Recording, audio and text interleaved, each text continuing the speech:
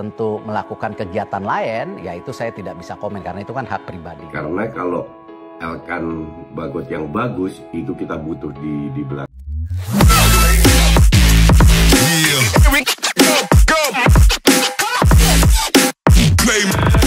Assalamualaikum warahmatullahi wabarakatuh. Para pecinta timnas, para pecinta sepak bola Indonesia, para pecinta Liga Indonesia, teman-teman semua, mari kita kembali bikin konten dan kita berdiskusi mengenai timnas Indonesia. Beberapa hari lalu PSSI resmi ya memanggil pemain untuk persiapan kualifikasi Piala Dunia yang dimana akan dilaksanakan pada 6 Juni dan 11 Juni melawan Irak dan Filipina. Tentunya Indonesia butuh poin penuh untuk memastikan diri masuk ke ronde ketiga, dan Indonesia memiliki keunggulan dong tentunya, yang dimana kita bermain di puluhan ribu penonton timnas sejati ya, walaupun tiket sangat mahal sih. Nah, dalam pemanggilan pemain tersebut ada beberapa hal yang menarik yang patut kita diskusikan. Di antaranya adalah pemain. Kita ketahui sempat ramai di sosial media, terutama di IG-nya PSSI, bahwa ada pemain yang nggak dipanggil, ada beberapa pemain yang nggak ikut juga ya, terutama tuh Elkan Bagot tidak dipanggil oleh Sintayong untuk kualifikasi pada bulan Juni nanti.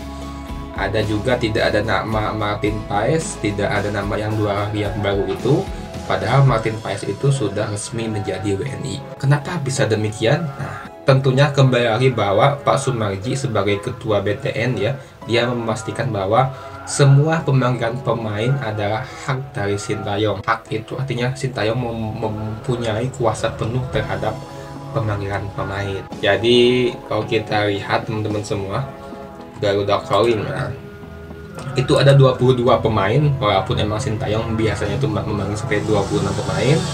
Di kiper itu ada Adi Satrio sama Hernando Ari, udah pasti. Hanya 2 itu yang selalu menjadi pilihan utama Sintayong untuk saat ini. Martin Paes belum dipanggil, nggak tahu kenapa.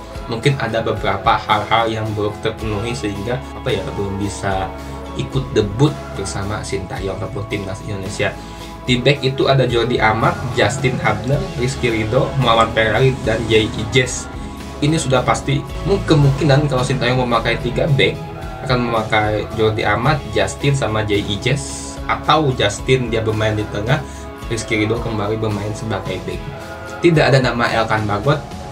Konon ini banyak yang berspekulasi bahwa ini imbas dari Bagot tidak menggubris ataupun tidak merespon pemanggilannya ketika kualifikasi Olimpiade kemarin, yang dikini dia malah liburan sama pacarnya ke Maldives.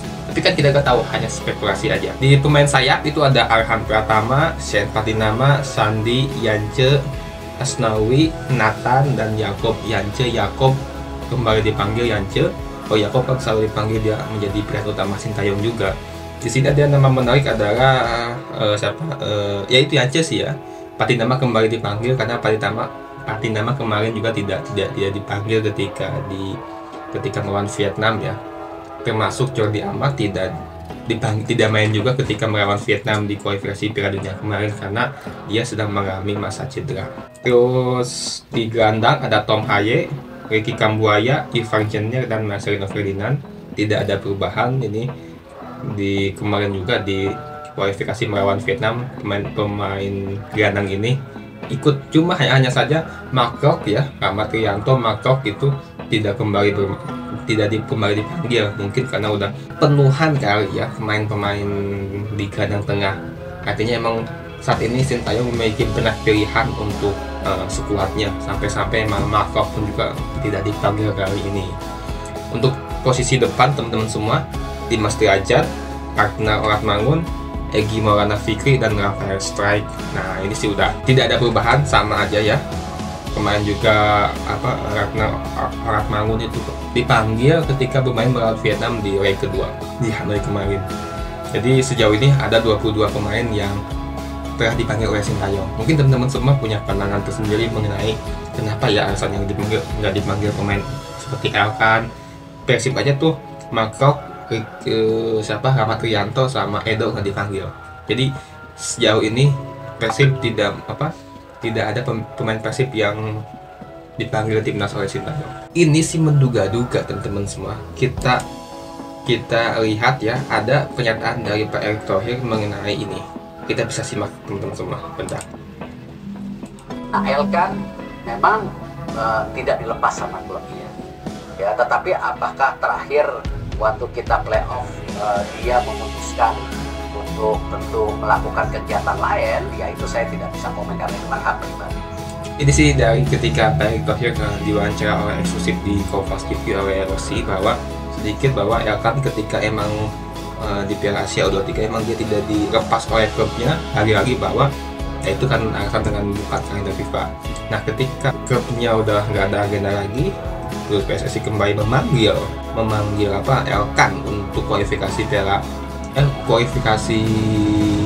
Olimpiade, tapi dia tidak merespon dan dia memilih agenda lain, yaitu dia liburan bersama pacarnya ke Maldives. Kali ini Pak Erick Thohir tidak bisa menjawab kenapa bisa begitu ya, karena itu kan lebih pada hak si pemain itu ya. Ya wajar sih Sintayong tidak memanggil, mungkin karena alasan itu ya, sedikit memberi pelajaran terhadap Elkan. Terus ini juga ada dari Coach Justin, dia juga beropini mengenai Elkan nggak dipanggil.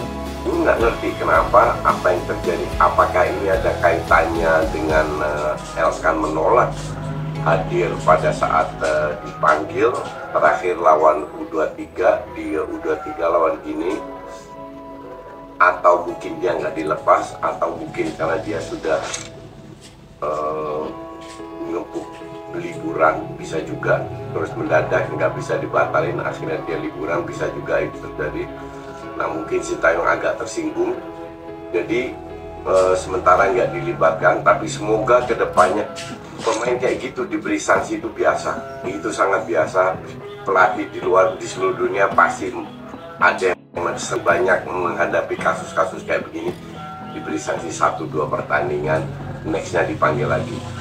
Karena kalau Elkan Bagot yang bagus, itu kita butuh di belakang.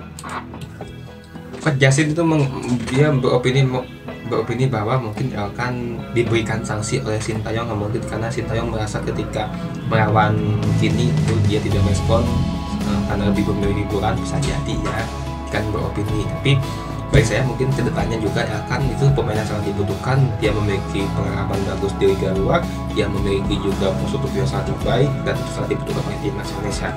Terima kasih kita diskusikan. Wassalamualaikum warahmatullahi wabarakatuh. Sampai jumpa.